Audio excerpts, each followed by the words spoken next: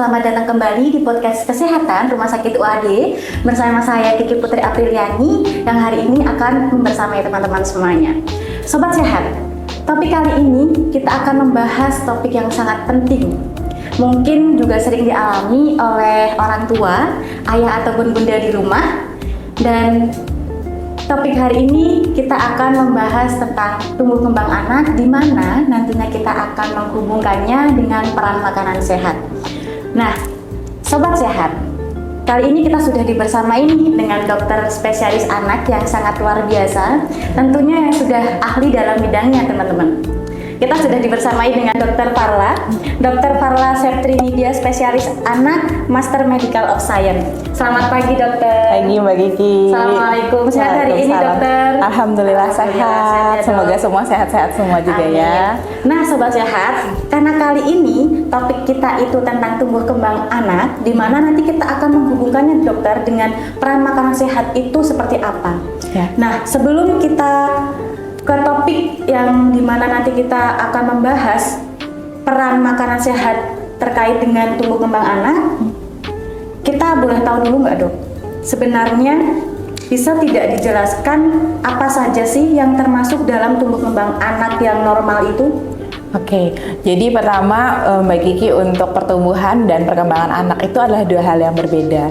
Kalau pertumbuhan sendiri itu adalah sesuatu yang dapat diukur, seperti misalnya berat badan, tinggi badan atau panjang badan, dan juga lingkar kepala. Kalau perkembangan itu kita menilai dari 4 aspek perkembangan pada anak. Perkembangan itu ada 4 aspek. Yang pertama motorik kasar, motorik halus, kemudian bahasa, dan yang terakhir adalah personal sosial.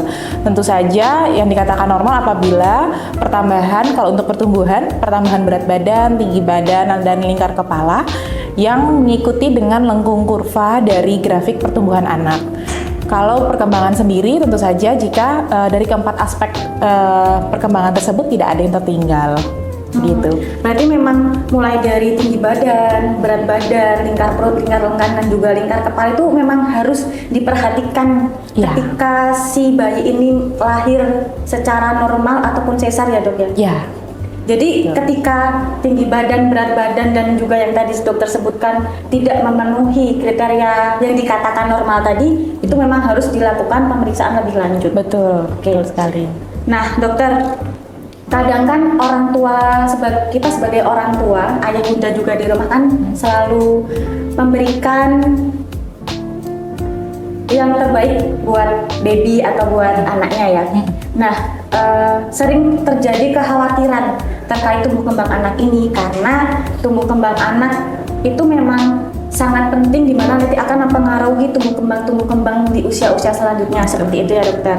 Nah, untuk hal-hal yang sudah dokter tadi sebutkan, karena orang tua juga mungkin sangat memperhatikan tumbuh kembang anak, kadang itu sangat sulit sekali dok naik berat badannya itu. Lalu apa saja sih faktor yang bisa menyebabkan hal ini terjadi? Oke, jadi beberapa faktor yang dapat menyebabkan sulit naik berat badan pada anak. Yang pertama, kita harus pastikan dulu nih intake-nya anak ini cukup atau tidak. Jadi asupannya itu yang masuk itu sudah sesuai dengan usianya atau belum gitu ya. Terus jika memang intake-nya sudah cukup tapi kok beratnya masih susah naik ya, kita perlu melacak penyebab-penyebab lain, misalnya seperti adanya infeksi atau juga mungkin ada anemia gitu, atau mungkin pada anak-anak dengan penyakit-penyakit kronis seperti penyakit jantung bawaan, penyakit gagal ginjal, itu memang memiliki kebutuhan energi yang lebih untuk bertumbuh. Jadi tentu saja itu mempengaruhi untuk kenaikan berat badan. Nah, selain itu juga terutama yang paling penting adalah faktor dari keluarga sendiri juga turut berperan dalam kenaikan berat badan itu sendiri.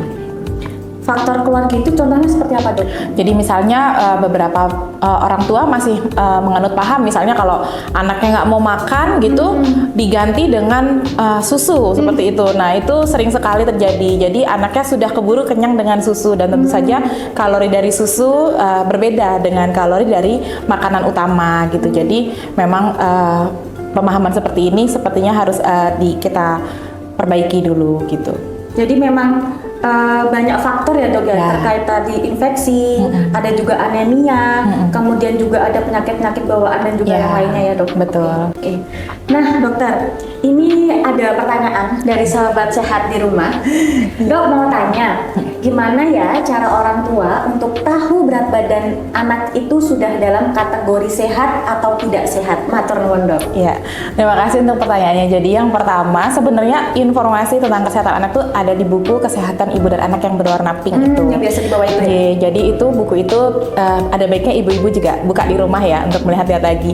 Jadi berat badan anak yang dikatakan baik itu dilihatnya dari pertambahannya sesuai dengan lengkung kurva dari grafik pertumbuhan yang ada di buku itu. Kalau misalnya dia naik tapi naiknya cenderungnya melandai, atau dia naik tapi terlalu menukik tajam, itu juga nggak bagus gitu. Jadi yang dikatakan normal adalah yang mengikuti sesuai dengan lengkung kurva seperti itu. Boleh dijelaskan tidak dok, yang menukik tajam itu tandanya seperti apa? Atau mungkin yang dialami si anak itu nanti seperti apa? Oke, jadi kalau misalnya menukik tajam nih, misalnya 1 bulan pertama kenaikan berat badan targetnya sekitar 900 gram dari berat badan lahir, tapi ternyata anak ini naik sampai 1,6 kilo dan memang sebenarnya ini bukan bayi ASI ya, tapi kalau ASI sebenarnya cukup aman. Nah itu hati-hati karena nanti peningkatan yang terlalu cepat itu nanti di saat dewasa akan meningkatkan resiko terjadinya sindrom metabolik, yaitu tekanan darah tinggi, kencing manis, dan juga penyakit jantung seperti itu. Berarti bisa terjadi seperti hipertensi itu Ya, setelah usianya berapa dok? saat dewasa. Saat dewasa. Iya. Memang kita naiknya pada saat anak-anak, tapi nanti kemungkinannya pada saat dewasa karena dia jadi obesitas akan tadi Berarti memang berisiko sangat tinggi ya dok? Ya. Nah sobat sehat, ayah bunda di rumah, jadi memang sangat penting nih ketika berat badan anak itu sulit naik ataupun bahkan menukik sangat tajam, Ya. kita juga harus memperhatikan. Ya. Oke dokter, ini ada pertanyaan selanjutnya dari sobat sehat. Apakah ada tips untuk membantu menaikkan berat badan anak yang sulit naik? Oke, yang pertama yang harus dipastikan orang tua di rumah yaitu penerapan feeding rules yang baik ya. Jadi feeding rules yang baik itu kita membuat jadwal yang teratur. Jadi misalnya antara makan yang satu dengan makan atau snack berikutnya minimal dengan jeda 2 jam. Kemudian lama makan tidak lebih dari 30 menit dan minimal distraksi, jadi tidak diberikan mainan, tontonan, atau HP dan sebagainya. Jadi biar anak itu fokus dengan makanan. Kalau misalnya anak itu menolak untuk makan, kita tidak perlu membujuk atau malah mungkin memarahi gitu ya, walaupun mungkin kesal pasti ibu-ibu ya. Jadi kita tidak perlu memarahi, kita cukup tunggu saja, menawarkan dengan pelan gitu, 10-15 menit anak tidak mau makan, maka sesi makan kita sudahi. Jadi tidak perlu dipaksa. Tetapi jika tidak habis, kita tidak langsung mengganti dengan pengganti yang lainnya tadi. Diajak kembali 2 jam kemudian. Jadi biar anak itu paham tentang konsep lapar dan kenyang, seperti itu. Jadi gitu. Nah, ini ada pengalaman pribadi nih dok, bukan saya ya, tapi ada teman nih. Iya, pribadi juga nggak apa-apa. Belum nikah dok. belum. Nah, jadi ketika si anak ini sudah diberikan misalnya bubur ini boleh sebut merek tidak ya? Oke, sudah diberikan bubur seperti itu ya dok. Jam 7 pagi misalnya, jam 7 pagi. Nah, si anak ini tuh tidak habis. Tidak habis, mungkin sekitar hanya 3 sendok, 4 sendok saja. Sudah tidak mau makan dan mungkin hanya mau minum ASI aja. Kemudian dipaksa nih, dipaksa untuk menghabiskan. Nah, itu sebenarnya tepat atau tidak dok? Oke, jadi kalau pemaksaan pada anak itu juga tidak baik ya. Jadi kita harus membuat memang suasana makan itu adalah suasana yang menyenangkan. Karena ketika anak tuh dimarahi, dia menganggap oh nih kalau makan aku pasti akan dimarahi terus nih sama ibu aku gitu. Jadi dia tidak suka dengan suasana makan. Dan memang anak-anak itu punya rasa ketertarikan ya. Jadi memang sebaiknya ketika anak itu makan, kita sebagai orang tua dan keluarga di rumah juga ikut makan di sampingnya gitu. Karena dia juga akan punya rasa penasaran ketika dia melihat kita makan seperti itu. Oke, sekarang itu banyak sekali parenting ya dok ya, di YouTube, TikTok, dan juga di sosial media yang lain. Salah satunya yang saya perhatikan itu adalah mengatur jam atau pola makan si anak. Salah satu yang saya lihat atau yang saya perhatikan itu pernah si orang tua ini membangunkan si anak ketika dia tertidur karena memang sudah jadwal makannya. Nah, sebenarnya yang baik itu kita sesuaikan pola makan, misalnya per 2 jam minum ASI atau nanti makan snack. Nah, baik tidak dok ketika kita membangunkan anak? Oke, kalau anaknya sudah cukup besar mungkin tidak masalah ya, tidak perlu dibangunkan. Jadi biar saja dia tidur dulu, nanti begitu dia bangun baru kita ajak makan gitu ya. Tapi kalau mungkin anaknya masih kecil gitu, atau malah bayi, itu memang harus kita bangunkan gitu. Bayi baru lahir memang harus tiap 2 jam kita ajak untuk menyusui gitu. Jangan sampai lebih lama lagi. Jangan nunggu bangun dulu ya. Tapi nanti malah kehausan ya. Karena bayi itu memang harusnya cuma bisa nangis aja. Oke dokter. Nah berbicara tentang asupan makanan dok, ada tren yang berkembang mengenai makanan asli, real food dan juga makanan ultra proses. Bisa tidak dokter jelaskan apa itu makanan asli dan juga makanan ultra proses? Oke, jadi makanan ultra proses food itu adalah makanan yang sudah melewati berbagai tahapan jenis pengolahan dan persiapan tertentu gitu, dan biasanya memang pengolahannya itu mungkin sudah ada penambahan zat-zat sendiri ya, seperti pewarna, perasa gitu, atau pemanis gitu. Nah itu tentu saja mempengaruhi untuk tumbuh kembang anak selanjutnya. Berarti ketika kita memperbolehkan anak misalnya diberikan jajanan gitu dok, usia berapa? Oke, jadi sebenarnya kalau saya selalu menyarankan pasien-pasien saya kalau mau jajan, jangan jajan yang makanan-makanan kemasan. Tapi lebih baik adalah jajanan pasar. Kenapa? Karena memang jajanan pasar itu misalnya seperti kue bolu gitu ya, pasti orang kan membuat dengan telur dan di situ kan ada proteinnya gitu. Tapi kalau kita membeli makanan kemasan kan kita tidak jamin itu proteinnya sudah rusak atau belum, seperti itu. Nah, dokter pernah lihat berita tidak? Ada bayi usia 6 bulan atau bahkan 8 bulan diberi kopi, dok. Wah, ini sebenarnya pemahaman masyarakat ya. Memang masih ada kepercayaan-kepercayaan tertentu di masyarakat yang mungkin ini jadi PR kita bersama untuk meluruskan. Seperti misalnya bayi diminumkan kopi biar tidak kejang gitu ya. Jadi itu sebenarnya juga harus kita beri edukasi ke masyarakat kalau tidak ada kaitannya antara pemberian kopi ataupun dengan kejang seperti itu. Jadi sebaiknya sih jangan ya. Sebenarnya agak ngeri juga ya. Masih 6 bulan tapi diberi kopi. Oke, nah dokter, sebenarnya apa dampak yang sering terjadi ketika sering mengkonsumsi makanan ultra proses tersebut terkait tentang pertumbuhan anak? Oke, jadi kalau dari penelitian-penelitian yang saya baca itu memang anak-anak yang sering atau berlebihan dalam mengkonsumsi makanan-makanan ultra proses tersebut, dia akan cenderung mengalami obesitas. Nah, tadi kembali lagi seperti yang saat awal saya paparkan, kalau obesitas itu nanti pada anak kita akan memanennya nanti ketika dewasa. Jadi kita beresiko untuk jadinya penyakit-penyakit jantung, penyakit darah tinggi atau hipertensi, dan juga kencing manis atau diabetes, seperti itu. Sekarang juga sepertinya sering terjadi anak masih TK, masih SD sudah terkena obesitas ya dok ya? Ya, itu dia. Karena praktek pemberian makanan yang kurang baik dari orang tua. Nah, kalau untuk makanan asli sendiri dokter, yang bisa membantu mendukung tumbuh kembang anak itu seperti apa? Oke, jadi pastikan untuk makanan asli sendiri itu dalam satu kali makan, porsi anak makan itu sudah memenuhi unsur-unsur yang dibutuhkan untuk tumbuh dari seorang anak. Jadi ada karbohidratnya, sumbernya bisa dari nasi atau kentang, monggo divariasikan karena mungkin anak bosan kalau satu itu aja.